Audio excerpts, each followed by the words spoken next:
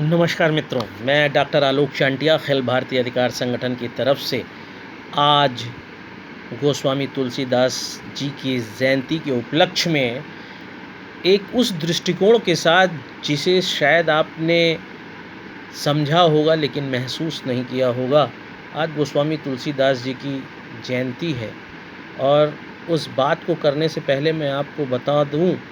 कि चाहे वो तुलसीदास हो चाहे कालिदास हो, इन लोगों को समाज में स्थापित वास्तविक रूप में करने में इनकी पत्नियों का विशेष योगदान रहा है,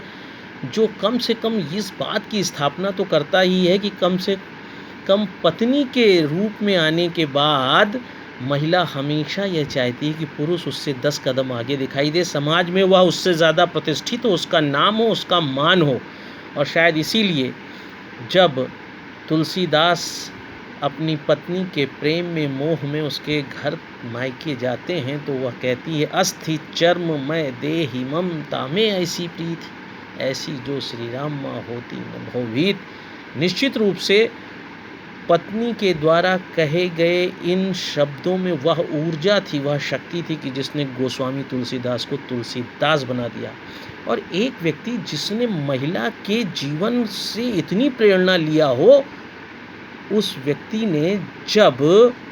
भारत में लोगों के बीच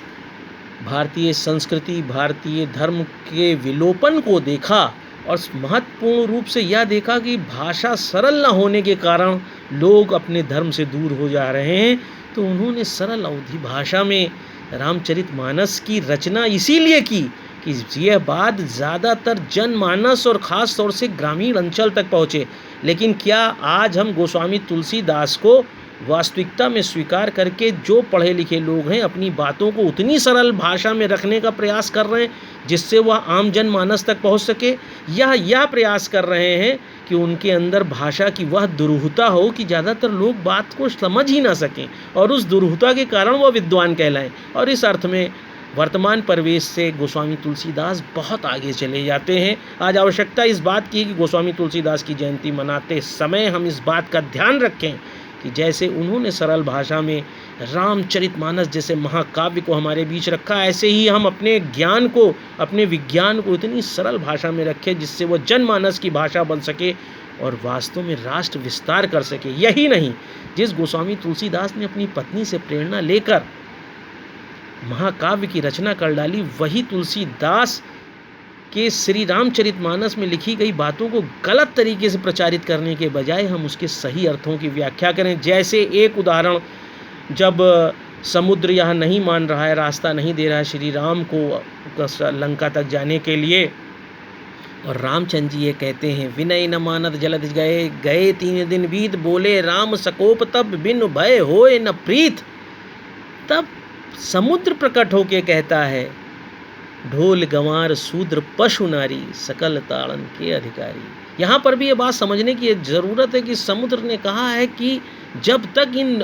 लोगों को आप प्रताड़ित नहीं करेंगे, इन पर वार नहीं करेंगे, तब तक ये खामोश रहते हैं, नहीं बोलते हैं। निश्चित रूप से महिला कभी भी प्रतिकार नहीं करती है, अपने अपमान का बदला नहीं लेती जब तक कि आप उस पर ज़रूरत से ज़्यादा प्रहार ना करने लगें। लेकिन हमने इस बात को भी इस रूप में दर्शाया जैसे गोस्वामी तुलसीदास कह रहे हैं कि महिलाओं का सम्मान नहीं होना चाहिए, उन्हें मारा जाना चाहिए। आवश्यकता इस बात की है कि गोस्वामी तुलसीदास की सरल भाषा में लिखी इस बात को हम जनमानस तक सही अर्थों में पहुँचाएँ।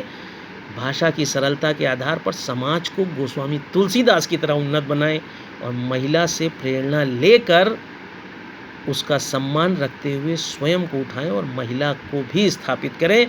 तभी गोस्वामी तुलसीदास की जयंती सार्थक होगी और अनुकरणीय होगी।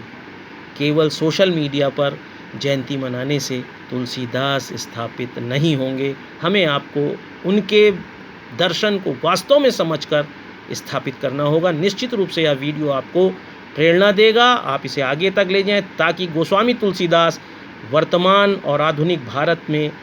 प्रणेता बनकर हम सब को प्रकाशित, आलोकित कर सकें। धन्यवाद।